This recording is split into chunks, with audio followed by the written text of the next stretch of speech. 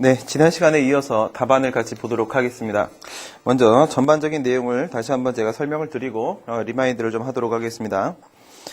첫 번째 설문 1번에서 영업자 지위승계 신고와 그에 대한 수리의 법적 성질에 대한 질문을 하고 있어요. 예, 답안을 보시게 되면은 답안에서 영업자 지위승계 신고에 대한 수리의 법적 성질을 검토를 하면서 먼저 신고와 수리에 대한 내용들이 포함이 되고 있습니다. 결국 질문을 하고 있는 것은 무엇이냐면 이 신고가 자기완결적 신고인가 수리를 요하는 신고인가에 대한 문제로 연결될 수밖에 없기 때문에 먼저 답안에서는 신고와 수리에 대한 내용이 먼저 시작이 될 수밖에 없습니다. 신고 수리에 대한 문제가 어떤 것들이 출제되는지 한번 생각을 해보도록 하겠습니다. 원래는 신고와 수리와 관련돼서 출제될 수 있는 유형은 세 가지가 있었습니다. 그런데 2009년도, 2010년도, 2011년도에 신고 수리에 대한 새로운 판례가 등장을 하면서 신고 수리와 관련돼서 출제될 수 있는 문제는 총 4가지로 확장이 됐다고 볼 수 있는데요. 예, 그 중에 이제 첫 번째가 바로 지금 등장하고 있는 영업자 지위승계 신고와 그에 대한 수리에 대한 문제입니다. 예, 두 번째 문제라고 한다면 그것은 학교 환경 위생 정화구역 내에서의 당구장업 신고 문제가 출제가 될 수가 있습니다. 세 번째는 개발 제한 구역 내에서의 건축 신고에 대한 문제가 출제가 될 수 있습니다. 네 번째는요, 장래 위험, 장래 불이익 방지라는 측면에 있어서 자기완결적 신고에 대한 수리 거부의 처분성 문제가 출제가 될 수 있습니다. 다시 한번 정리하도록 합니다. 4가지가 있습니다. 첫 번째는 지금 문제와 같은 영업자 지위승계 신고에 대한 수리 문제가 하나가 있어요. 이 영업자 지위승계 신고에 대한 수리 문제는 그 특징이 뭐냐면 이 수리 안에는 기존 업자에 대한 영업허가 철회하고 그다음 신규 업자에 대한 영업허가 처분이 이것이 결합되어 있는 합성행위라는 특징이 있습니다. 그다음 두 번째, 학교환경위생정화구역 내에서의 당구장업 신고라고 하게 되면 이 문제는 무엇을 의미하는 거냐면 당구장업 신고는 원래 자기완결적 신고인데 학교환경위생정화구역 내에서의 당구장업 신고는 그 수리가 예외적 허가의 성질을 갖는다. 수리 자체가 예외적 허가의 성질을 갖는다라는 특징 때문에 학교환경위생정화구역 내에서의 당구장업 신고 문제가 출제가 됩니다. 이 문제의 경우에 있어서는 복수의 법령이 동시에 적용되기 때문에 그렇습니다. 체육시설법을 근거로 해서 당구장업 신고가 이루어지게 되고 학교 환경위생정화구역 내기 때문에 학교보건법이 적용되고 이렇게 돼서 체육시설법과 학교보건법이 동시에 적용이 됩니다. 그런데 학교환경위생정화구역 내에서는 학교보건법에 따랐을 때 원칙적으로 당구장업이 불가능하게 되어 있습니다. 원칙적 금지 규정이 있고 그에 따라서 학교환경위생정화구역 내에서의 당구장업 신고와 그에 대한 수리라는 것은 수리 자체가 예외적 허가의 성질을 갖기 때문에 이쪽으로 또 출제가 될 수 있습니다. 그 다음 세 번째의 경우에 있어서는 개발제한구역 내에서의 건축신고에 대한 문제인데 여기에는 인허가 의제 제도가 적용되기 때문에 문제가 되는 겁니다. 방금 전에 학교환경위생정화구역 내에서의 당구장업 신고는 체육시설법하고 학교보건법이 동시에 적용되기 때문에 복수법령이 동시에 적용되기 때문에 문제가 된다고 했어요. 그 다음 지금 여기서 개발제한구역 내에서의 건축신고라는 것은 뭐가 문제가 된다고요? 여긴 인허가 의제 제도가 적용되기 때문에 문제가 되는 겁니다. 그래서 건축 신고에 대한 수리라고 했을 때 그 수리 자체가 예외적 허가가 되는 건 아니에요. 방금 전에 학교환경위생정화구역 내에서의 당구장업 신고에 대한 수리는 수리 자체가 바로 예외적 허가의 성질을 갖는다고 했어요. 그게 아니라 개발제한구역 내에서의 건축 신고 그에 대한 수리라고 하게 되면 그 수리 안에 뭐가 포함돼요?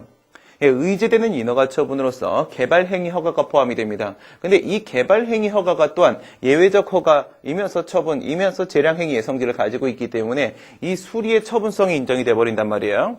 그러니까 수리가 처분이니까 개발제한구역 내에서의 건축신고는 원래 건축신고가 자기완결적 신고임에도 불구하고 이것이 수리를 요하는 신고가 돼버린단 말입니다. 두 개의 연관관계 여러분들이 느끼실 수 있겠어요? 학교환경위생정화구역 내에서의 당구장업 신고라고 하게 되면 수리 자체가 예외적 허가가 된다고 했어요.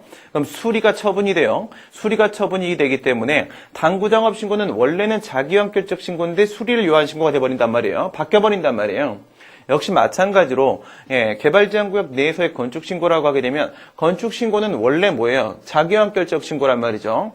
그럼에도 불구하고 의제되는 인허가 처분으로서 개발행위 허가가 그 수리 처분 안에 포함이 될 수밖에 없기 때문에 결국 수리의 처분성이 인정되고 그래서 결국 건축신고가 원래는 자기완결적 신고인데 수리를 요한 신고로 바뀌어버린단 말이죠. 그렇기 때문에 여기 논점이 걸린단 말이에요. 그 다음 마지막 네 번째로 말씀드렸던 게 바로 뭐냐면 건축 신고나 아니면 우리 주민등록 전입 신고와 같이 원래는 이제 그 자기환결적 신고이기 때문에 그에 대한 수리나 수리 거부의 처분성이 부정될 텐데 장래 위험이 발생할 수 있는 가능성이 있는 경우에는 그 장래 위험 방지라는 측면에서 예외적으로 수리가 아니라 뭐가 수리 거부의 처분성을 인정시킬 수 있다라는 판례가 등장했기 때문에 여기 또 논점이 걸릴 수 있어요. 총 4가지가 있는데 그 4가지 중에 지금 등장하고 있는 게 바로 뭐예요? 예, 영업자 지위승계 신고에 대한 수리 문제입니다. 그런데 이 4가지 모두 다 결국은 신고와 수리에 대한 문제이기 때문에 결국은 이것이 자기환결적 신고냐 수리를 요하는 신고냐에 대한 문제이기 때문에 먼저는 지금 답안지에서 신고와 수리에 대한 내용이 먼저 이렇게 쭉 등장을 해줄 수밖에 없다는 점 여러분들이 기억을 해주시고 또 한 가지 조심하실 게 있습니다. 이런 문제들을 풀 때 결국 우리가 신고와 수리라고 하게 되면요. 예, 자기환결적 신고라고 하게 되면 수리와 수리 거부가 처분이 아니고 수리를 요하는 신고라고 하게 되면 수리와 수리 거부가 처분이 된다. 이렇게 신고가 먼저고 그 다음이 수리가 그 다음이란 말이에요. 근데 지금 문제로 출제될 수 있는 이 4가지 논점의 경우에 있어서는 우리가 실제로 사고를 할 때 접근 방식이 어디서부터 접근을 해요? 원래는 신고부터 접근을 해서 수리의 결론을 도출해야 되는데 그게 아니라 뒤에 있는 수리의 처분성부터 먼저 접근을 해서 신고가 자기환결적 신고다, 수리를 요하는 신고다 이런 식의 논의로 거꾸로 역접한단 말이에요. 그렇죠? 예, 그럼에도 불구하고 여러분 답안에서는 어떻게 등장이 돼요? 우리가 머릿속으로 생각할 때는 여기서 개발제한구역 내에서의 건축신고라고 했을 때 수리의 처분성이 인정되구나. 그래서 건축신고가 수리를 요하는 신고가 되는 것이구나. 학교환경위생정화구역 내에서 당구작업신고라고 하게 되면 그 수리의 처분성이 인정되는구나. 그래서 이 당구작업신고가 수리를 요하는 신고가 되는 거구나. 이렇게 거꾸로 들어가긴 하지만 우리 답안지에서는 그래도 신고가 수리를 요하는 신고다라는 얘기가 먼저 나오고 그 다음 그래서 수리가 바로 처분성이 인정되는 것이다. 답안지는 신고 먼저 수리 다음 이렇게 순서대로 여러분들이 검토를 해주셔야 돼요.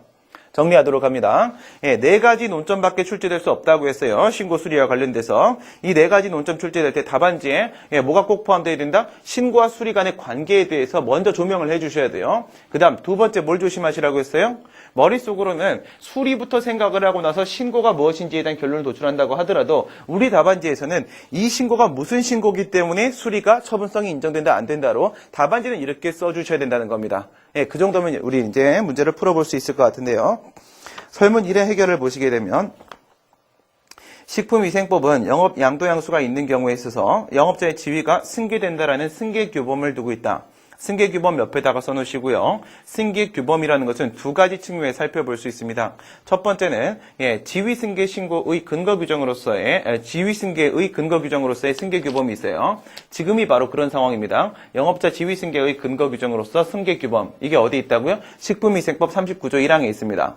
또 한 가지 승계규범의 의미는 바로 뭐냐면 경찰 책임의 승계의 근거규정으로서의 승계규범이라는 게 있을 수 있습니다. 경찰 책임의 승계의 근거규정으로서 지휘승계의 근거규정으로서의 승계규범이 있고 경찰 책임의 승계의 근거규정으로서의 승계규범이라는 게 있어요. 그런데 지금 다뤄지고 있는 승계규범은 바로 지휘승계의 근거규정으로서의 승계규범 쪽 논의입니다. 그게 39조 1항에 있단 말이에요. 그러면 만약에 영업 양도 행위가 있었으면 39조 1항에 따르게 되면 당연히 지위가 승계되는 거예요. 영업자의 지위가. 그런데 여기 보니까 39조 2항으로 잘못 나와 있어요. 39조 3항으로 바꿔주시고요. 39조 3항.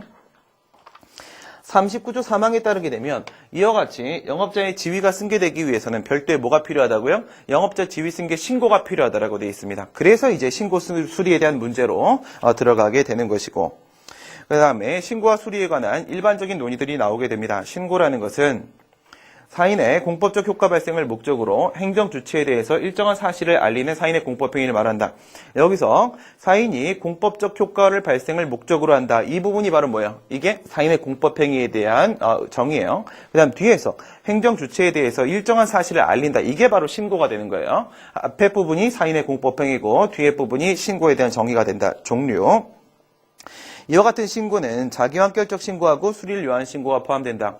여기서 자기환결적 신고는 자족적 공법행위, 사인의 공법행위 중에서 자족적 공법행위로서의 신고를 말하는 것이고 수리를 요하는 신고라는 것은 사인의 공법행위 중에서 행정요건적 공법행위로서의 신고를 말하는 거겠죠. 그렇다면 여러분들이 자족적 공법행위의 특성하고 그 다음에 행정요건적 공법행위의 특성을 생각을 해주시게 되면 자기환결적 신고하고 수리를 요하는 신고의 특성을 여러분들이 도출해낼 수 있을 겁니다. 그래서 자기완결적 신고라는 것은 적법한 신고서가 적법한 신고서야 된다는 것, 이걸 주의해 주셔야 됩니다. 적법한 신고서란 건 뭘 말하는 거예요? 신고 요건을 갖춘 신고가 이루어졌다 이거예요. 신고 요건을 갖춘 신고다.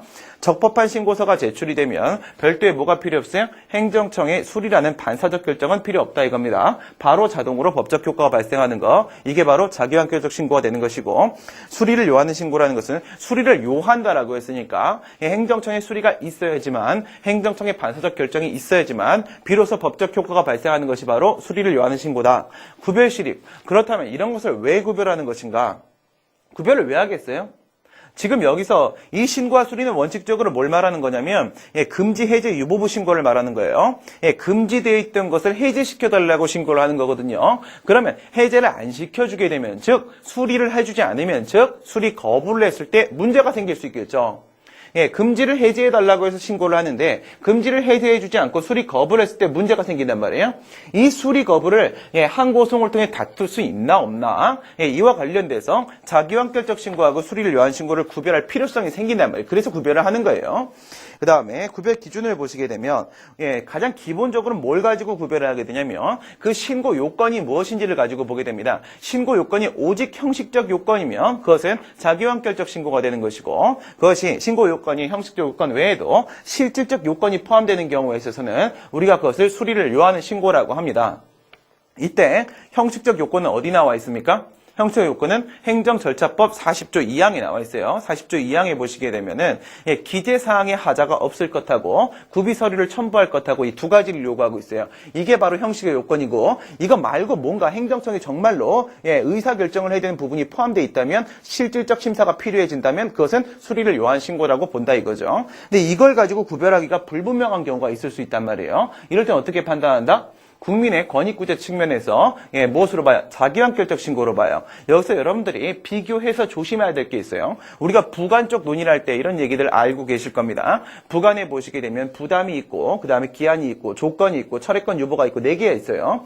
그 중에서 특히나 구별이 문제가 되는 게 부담하고 조건이란 말이에요. 그렇죠? 부담하고 조건인데, 여기서 부담으로 볼 것인지 조건으로 볼 것인지에 대한 문제는 뭐 기준이 있긴 있어요. 행정청의 객관적 의사를 가장 먼저 판단을 해보도록 한다. 그 다음 주된 행정의 효력이 발생하기 전에 그 조건의 성취가 가능한지를 판단해 보도록 한다. 그 다음 그 조건을 불이행했을 때 어떤 철회의 관행이 존재했는지 이것을 기준으로 보도록 한다. 근데 이렇게 봐도 부담이나 조건을 가지고 우리가 구별이 불분명한 경우에는 결국 뭘로 보나요? 국민의 권익구제 측면에서 부담으로 본단 말이에요. 그러면 국민의 권익구제 측면에서 부담으로 보는 이유가 뭔데요?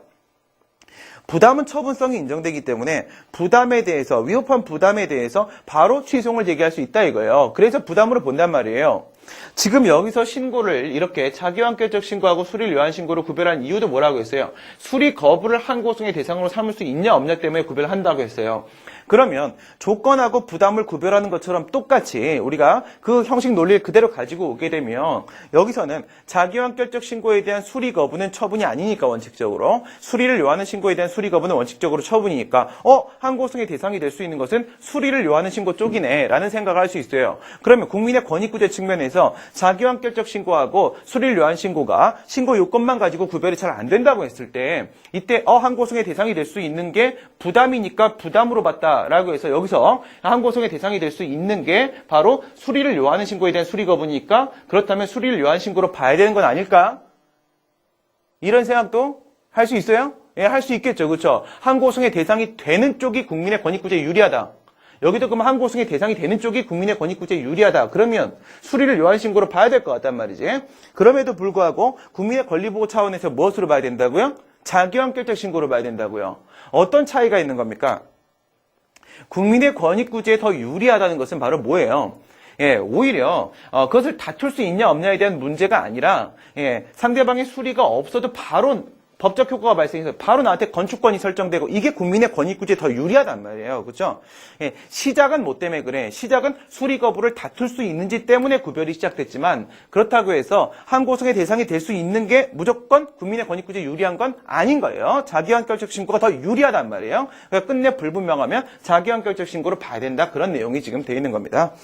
그 다음에 신고에 대한 수리. 지금까지 얘기했던 건 바로 뭐예요? 신고 부분이에요. 신고. 그러면 신고에 대한 내용이 나왔으면 수리에 대한 내용은 당연히 연결될 수밖에 없는 거예요. 그러니까 수리에 대한 내용을 보냅니다. 그러면 자기완결적 신고에 대한 수리는 자기완결적 신고서 제출, 망각고 바로 법적 효과가 발생했으니까 수리에 의해서 어떠한 새로운 법적 효과가 발생하는 것은 아니라는 거죠. 그렇다면 수리는요, 그 처분성이 부정될 수밖에 없어요.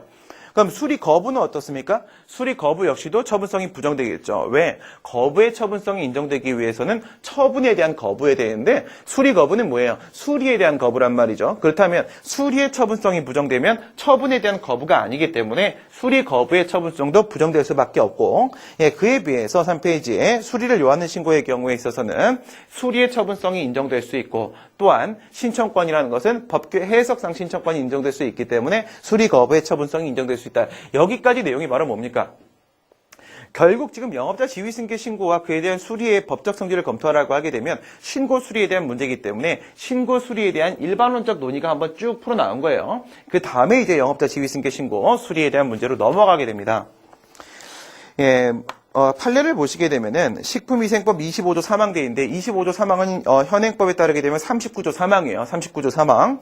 39조 3항에 의하게 되면 영업 양도에 따른 지위승계 신고를 수리하는 허가관청의 행위는 영업허가자의 변경이라는 법률적 효과를 발생시키는 행위다라고 했습니다. 우리 이거 지난 시간에 판서를 통해서 봤었어요. 그죠? 영업자 지위승계 신고에 대한 수리는 무엇을 의미한다? 영업자의 변경을 의미한다. 그래서 그 안에 무엇과 무엇이 포함된다? 양도인에 대한 영업허가 철회하고 양수인에 대한 신규 영업허가 포함된다고 했습니다. 어떤 의미를 갖는다고요? 영업자의 변경의 의미를 갖는다 이거예요. 그렇다면은 영업자 지위승계 신고 이 안에 뭐가 포함되어 있다고 했습니까? 양수인에 대한 신규 영업허가 포함되어 있다고 했어요. 신규 영업허가 뭔데요? 가항상 허가, 처분이죠. 그렇죠? 그렇다면 1, 2, 3의 요건을 충족하면 영업허가를 한다라고 했을 때 그 1, 2, 3의 요건이 뭐가 됩니까? 허가제 하기 때문에 실질적 심사를 요하는 부분이 포함되죠. 그렇다면 지금 이 영업자 지위승계 신고는 이게 뭐가 되는 거예요? 실질적 요건이 포함되어 있다 이거예요. 신고 요건 안에. 그렇기 때문에 이것은 수리를 요하는 신고가 된다 이거죠. 그러면 영업자 지위승계 신고가 수리를 요하는 신고면 그에 대한 수리는 당연히 처분이다. 여기까지는 연결시킬 수 있을 거라고 했어요. 지난 시간에 이 안에 실질적 요건이 포함되기 때문에 그 수리가 처분이다라는 게 첫 번째 내용이었었어요. 두 번째 내용이 뭐였었어요? 기속행위, 재량행위에서 이거 기속행위다가 두 번째 내용이었었어요. 세 번째 내용이 뭐였었어요? 수리를 요하는 신고에 대한 수리는 원래는 뭔데? 준법률 행위적 행정일수 수리인데 이건 법률 행위적 행정이라는 측면이 있었어요. 그 세 가지죠. 그 세 가지 말씀을 해주시면 되겠습니다.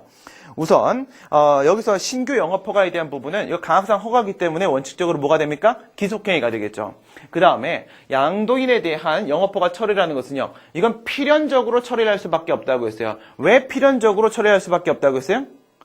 이 내용은 뒤에서 무효확인성 얘기할 때 제3자의송에서 원고적격 인정시키면서 경원자 관계라고 얘기했던 부분이랑 일맥상통하고 있는 거예요. 무슨 말이냐면 하나의 영업재산에 대한 영업권은 하나밖에 있을 수 없다 이겁니다. 하나의 영업재산, 유흥주점 하나에 대해서 영업권은 하나밖에 있을 수 없기 때문에 양수인에 대해서 영업허가를 해줬다라고 한다면 양도인은 나가주는 게 어쩔 수 없다 이거예요. 그렇기 때문에 철회가 필연적이다 이거죠. 철회를 할 것인지 말 것인지를 관할행정청이 결정하는 게 아니라는 거예요. 얘가 영업허가를 해준 이상 철회는 반드시 할 수밖에 없는 거니까 이거 기속행위가 된다고요. 철회는 원래 뭐라고요? 원래 재량행위라고요. 원래 재량행위인데 여기서만 기속행위예요. 알겠죠? 영업자 지위승계 신고 수리 여기서만 포함되는 철회가 기속행위가 된다 이거예요. 특이한 현상이에요. 그렇기 때문에 철회도 기속행위고 그리고 신규 영업허가도 기속행위니까 그 안에 뭐가 포함되어 있는 게 없어요? 재량권이 전혀 포함되어 있지 않아요. 그러면 영업자 지위승계 신고에 대한 수리는 기속행위가 될 수밖에 없다. 그 다음에 그 안에 들어있는 거 신규 영업허가하고 철회하고 이거 둘 다 뭡니까? 이거 둘 다 준법률 행위적 행정행위가 아니라 법률 행위적 행정행위예요. 그렇죠? 명령적 행정행위 아니겠습니까? 명령적 행정행위. 하명하고 허가하고 면제하고 이게 뭐예요? 명령적 행정행위. 이 명령적 행정행위하고 형성적 행정행위가 바로 뭐예요? 법률 행위적 행정행위. 이건 법률 행위적 행정행위에 해당한다는 거. 여기까지 여러분들이 검토를 해주시면 설문 1번의 해결이 끝납니다. 그럼 이제 설문 1번에서 이렇게 우리가 세 가지 얘기를 했는데 수리는 처분이고 기속이고 법률행위적 행정이고 여기까지 했는데 이제 설문 2번 들어가면서 필요한 건 어떤 거예요?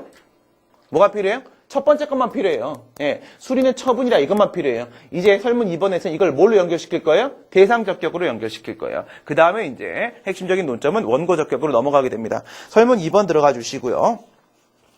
영업자 지위승계 신고에 대한 수리의 무효확인성을 제기하는데 과연 이 소재기 가능성 있는가 물었을 때 제일 먼저는 민사소송과의 관계를 먼저 논의하시고 나서 그 다음에 소송 요건에 대한 논의로 들어가라고 했어요.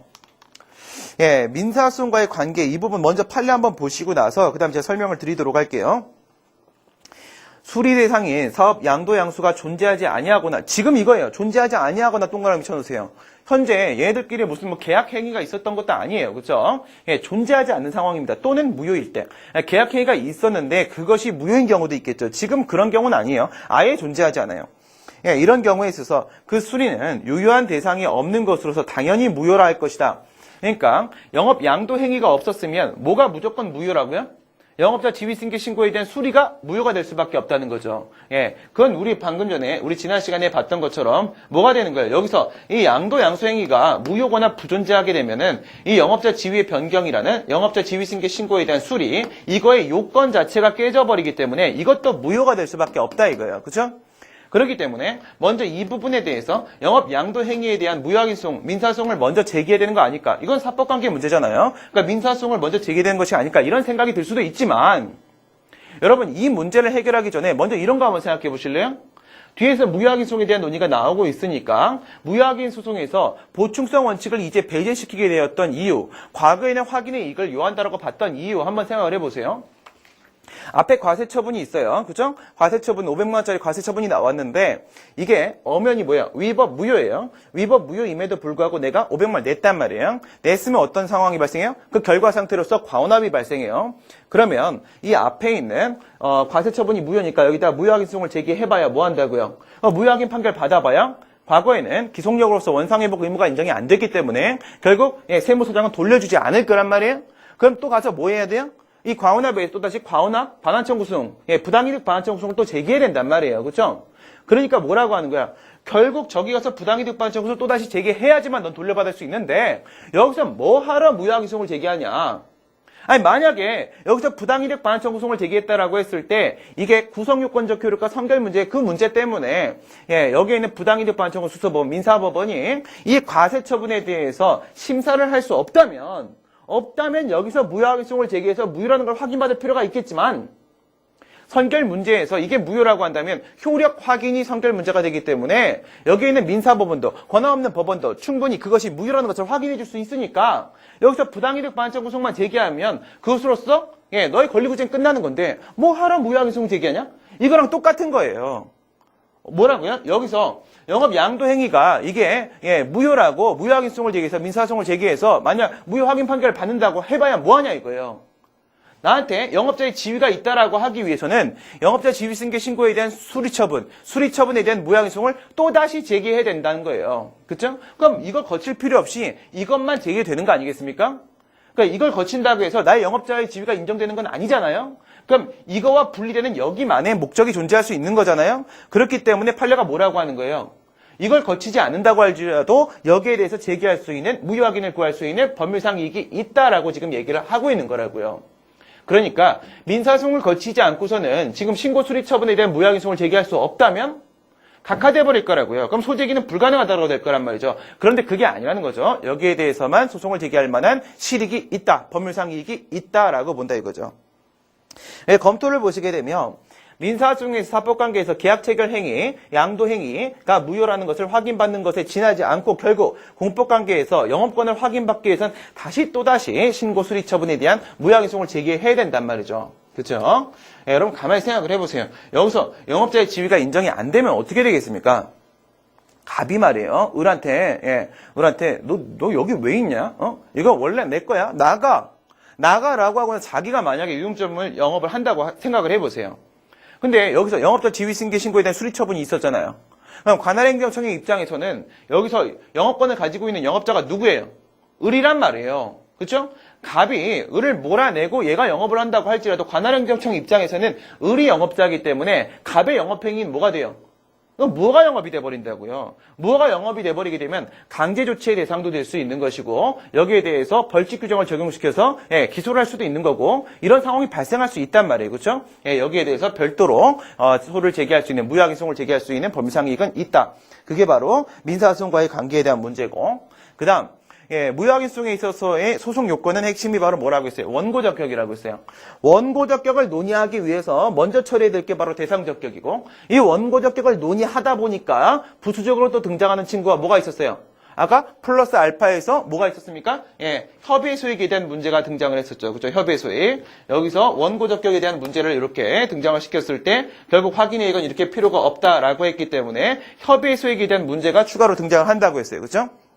그러면 우리 앞에서 영업자 지위승계 신고에 대한 수리의 처분성을 인정시켰으니까 먼저 문제점에 보시게 되면 대상적격은 특별히 문제되지 않는다. 맨 처음에 나오고 있죠. 수리행위는 행정처분이기 때문에 대상적격은 특별히 문제가 되지 않는다. 그런데 영업자 지위승계 신고에 대한 수리처분의 직접 상대방은 누구예요? 물론 지금은 뭘 가지고 보고 있는 거예요? 외형상 직접 상대방은 바로 을이란 말이에요. 지금 소송을 제기하고 있는 것은 갑이란 말이죠. 그러면 처분상 제3자가 제기하고 있는 거니까 제3자 소송과 관련된 원고적격 문제가 우선 등장을 합니다. 그죠? 등장하시고 그래서 원고적격에 대한 문제는 35조 확인을 받을 법률상 이익이 있는 자가 제기할 수 있다라고 하는데 우선 이 법률상 이익이 무엇인지를 보셔야 되고 이 법률상 이익이 취소음과 동일하게 법률상 보호이익 광해 공권이냐 아니면 이것이 즉시 확정 이익으로서 확인의 이익을 포함하는 것이냐라는 판단을 해주시는데 이건 너무 많이 등장하는 부분이죠. 법률상 보호이익서를 주장할 때는 뭐랑 뭐를 얘기해 주시면 된다고 했어요. 무효하기소송도 취소송이랑 비슷한 거다 이런 얘기 한번 해주시고 무효하기소송은 행정소송에서 민사소송이랑은 다른 것이다 이런 얘기를 해주시게 되면 법률상 보호이익이 맞다라고 하게 되겠죠. 그래서 취소 판결의 기속력 규정이 무효하기소송에도 준용되고 있기 때문에 결국 양쪽 다 항고소송으로서 취소송하고 무효하기소송은 크게 다르지 않다라는 얘기를 꺼내서 취소송 쪽의 원고적격과 여기 원고적격은 같다 이렇게 보내는 거예요. 그 다음에 민사소송에서 확인의 소를 가지고 확인의 이익을 끌어오려고 했는데 여기에는 민사소송하고 행정소송은 엄연히 목적과 취지가 다른 것이다 라고 끊어버리는 거예요. 끊어버리면 법률상 보호이익이 돼버리죠. 그 다음에 즉시 확정 이익의 경우에 있어서는 취소송하고 무효하기소송은 서로 다른 거다라고 하는 거죠. 뭐가 다르겠어요? 아니 유사성을 우리가 찾아볼 수도 있고 그 다음에 차별점을 우리가 찾아볼 수도 있는 거예요. 이렇게 봤을 때 취소송이라는 것은 엄연히 유효하게 존재하고 있는 것을 그 효력을 제거시키는 게 취소송이고 무효하기소송은 원래부터 무효인 것을 무효라고 확인만 하는 것이 바로 무효하기소송이기 때문에 양자는 다른 것이다. 구별을 때렸어요. 그러면 취소송에 있어서의 원고적격하고 무효하기소송에 있어서의 원고적격은 서로 다른 게 돼버리겠죠. 그렇죠? 뭐가 다르냐라고 했을 때 무효하기소송은 확인소송의 특징이 포함되어 있다 이거예요. 확인소송의 특징이 포함되어 있기 때문에 결국 확인의 이익이 필요하다 이렇게 끌어가는 게 즉시 확정 이익설이죠. 그 다음 판례 보시게 되면은 법률상 지위의 불안과 위험이 있어서 판결로서 그 법률관계 존부 확정하는 것이 불안 위험을 제거하는 데 필요하고도 적절한 경우 이렇게 했을 때 제가 항상 어떻게 끊었어요? 여기서 법률상 지위의 불안, 위험이 있어 해서 한번 슬래시 팍 끊고 그 다음에 판결로서 그 법률관계의 존부를 확정하는 것이 여기서 한번 슬래시 팍 끊고 그 다음 불안, 위험을 제거하는데 필요하고도 적절한 경우에 인정된다. 여기까지 세 개예요. 그렇죠? 이 세 개를 합치면 뭐가 됩니까? 확인의 이익이 되죠. 맨 앞에 있는 게 바로 뭐다? 맨 앞에 있는 게 엄연히 그 처분이 위법 무효임에도 불구하고 효력도 아무것도 발생한 적이 없고 그래서 너의 권리를 법률적으로 침해한 적도 없는데 왜 소송 제기하는 건데? 라고 했을 때 뭐라고 하는 거예요? 나 그래도 현존하는 법적 지위의 불안이 있어. 이런 문제인 거죠. 그 다음 두 번째, 그래서 난 판결을 통해서 나한테 권리가 있다는 것을 확인받을 필요가 있어. 그 다음 세 번째, 필요하고도 적절한 방법이 지금 무효항의 소송이야. 이게 바로 뭐야? 보충성 원칙. 다른 유효적절한 권리구제 방법이 없어. 그래서 종래 판례 같은 경우에는 확인의 이익이 무효확인 소송상 원고적격에 포함된다라고 봤었어요. 당시에는 통솔 판례가 즉시 확정 이설의 입장을 취했단 말이죠. 근데 2008년도에 밑에 하수도 원인자 부담금 판례 이게 나온 다음에 법률상 보호이설로 판례 입장이 바뀌고 그다음 학설도 대부분 글로 따라가 버립니다. 다설이 이쪽으로 넘어와요. 그래서 최근 판례를 보시게 되면 행정소송법에 뭐에 대한 규정이 없다? 보충성에 대한 규정이 없다 이거예요. 어디요? 행정소송법 어디요? 35조에. 35조에 보충성에 대한 규정이 없다 이겁니다. 위에서 봤을 때 확인의 이익 3개 중에서 3개 여러분들 한번 나눠봅시다. 3개 한번 나눠봐요. 무효확인 소송에서 원고적격 논의할 때 그게 즉시 확정 이익이야 법률상 보이기야 얘기할 때요. 가장 문제가 되는 경우가 뭡니까? 문제가 되는 경우가 뭐예요? 그 처분이 법률상 원인이 돼서 뭔가의 결과 상태가 있을 때예요. 이 결과 상태가 있을 때가 있고 없을 때가 있어요. 그렇죠? 이때 확인의 이익은 어떻게 논의가 되냐면 뒤에 결과 상태가 있다는 것은요. 이 결과를 제거하고 원상 회복을 시켜야 될 필요가 있는 거잖아요. 그러니까 결과 상태가 있을 때는 확인의 이익이 현존하는 법적 지위의 불안, 판결을 통한 권리정보 확정 필요성, 그리고 보충성 원칙 세 가지가 모두 논의돼요. 뭐가 있을 때? 처분 때문에 발생한 결과 상태가 있을 때 세 개 다 논의한단 말이에요. 그런데 이 결과 상태 제거까지는 필요 없는 거예요. 그냥 이게 무효라는 것만 확인받으면 끝나는 거예요. 이런 경우가 있단 말이죠. 이럴 때는 뭐를 논의해요? 보충성 원칙 빼고 앞에 있는 두 개만 논의하면 된단 말이에요. 근데 그 중에 특히 문제가 되는 경우가 언제라고요? 결과 상태가 있을 때란 말이죠. 왜? 앞에 있는 거 두 개 있잖아요. 현존하는 법적 지위에 불한 판결 통한 권리정보 확정 필요성. 이거는 굳이 원고적격 안에서 논의를 안 한다고 할지라도 행정소송법 전체에 대한 종합적 해석을 통해서 협의의 소익이란 소송 요건을 도출할 수 있단 말이에요. 그러면 앞에 있는 거 두 개는 원고적격 35조 안에서 논의를 안 해도 협의의 소익으로 빼갖고 논의할 수 있으니까 확인에 의해서 필수 불가결한 친구는 바로 이 결과 상태가 있는 상황이 핵심적으로 문제가 되고 있는 거고 보충성 원칙이 가장 핵심적인 내용이 될 수밖에 없단 말이에요. 그렇죠? 그래요. 그렇기 때문에 이 보충성 원칙 이걸 깨버리게 되면 확인의 이익이 필요 없어지고 즉시 확정 이익이 깨진단 말이에요. 그 얘기를 하고 있는 거예요. 보충성 원칙이 제일 중요한 문제인데 보충성에 대한 규정이 어디 없다? 35조에 없지 않는가? 그 다음에 법률에 의해서 보호되는 직접적이고 구체적 이익, 이게 바로 뭐예요? 12조 1문에서 얘기하는 그 법률상 보익이란 말이죠. 이 법률상 보익이 침해됐으면 충분한 것이지 별도의 보충성이 요구되는 것이 아니기 때문에 뒤에서 다른 직접적인 유효적절한 권리구제 방법 있는지 없는지는 중요하지 않다. 보충성 원칙은 적용되지 않는다. 그래서 지금 판례가 뭐라고 봤냐? 보충성 원칙을 깨버렸단 말이에요. 깨버렸으니까 법률상 보익으로 넘어왔다라고 볼 수 있겠죠. 그다음 검토를 보시게 되면 현존하는 법적 지위에 현실적이고 구체적인 불안과 위험이 존재하며 이를 판결을 통해서 확정받을 필요성이 인정돼야 되면 물론인데 이건 어디로 빼낼 수 있어요? 이거는 협의 소익으로 빼낼 수 있어요. 그렇죠? 그러나 무효등 확인 판결의 기속력으로서 원상회복 의무가 인정되는 이상 판례가 지금 방금 위에서 봤던 그 판례에서 원상회복 의무를 인정을 했단 말이에요.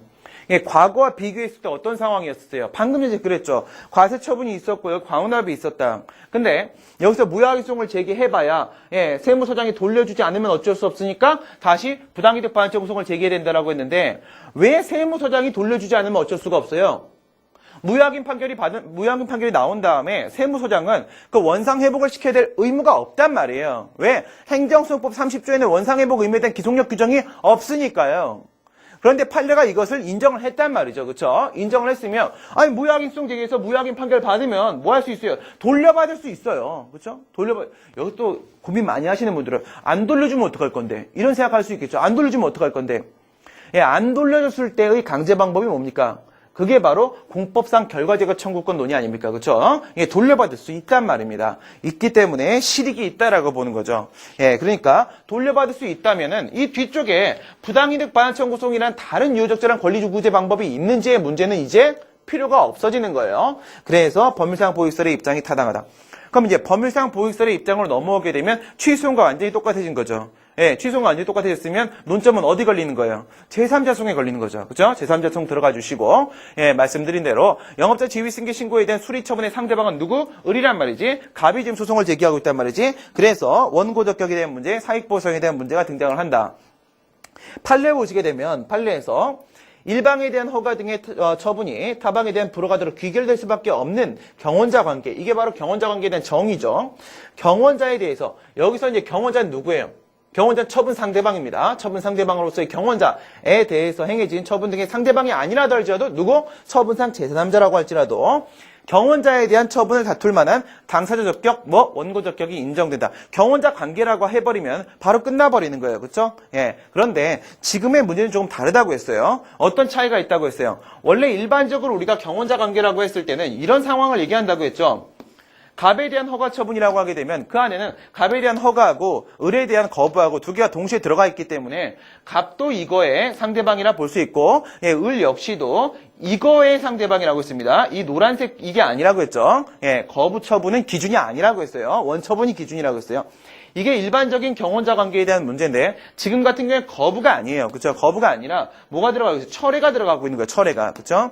그래서 영업포가 철회하고 신규 영업포가 결합된 합성행위 이 상황이고 경원자 관계라고 우리가 주장할 수 있는 이유는 뭔데? 하나의 영업재산에 대한 영업권은 하나밖에 있을 수가 없다. 이것 때문에 경원자 관계가 성립되는 거고 그 경원자 관계에서 영업자 지위승계 신고에 대한 수리라는 것은 이거 두 개 내용이 포함되어 있는 건데 여기 모두 갑도 있다. 갑은 이것 측면에 있어서 이것 전체의 수리 처분의 상대방이라 볼 수 있기 때문에 경원자 관계고 이런 상황이기 때문에 원고 적격이 인정될 수 있다. 이렇게 결론이 나오는 거죠.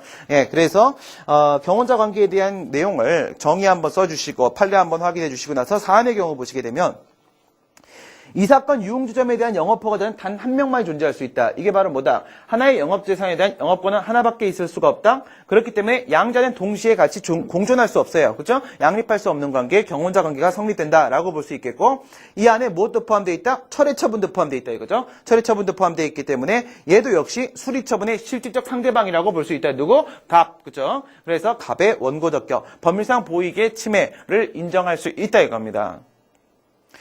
그리고 나서 이제 협의수익 논의를 들어가죠. 협의수익 논의가 왜 들어가는 거였어요?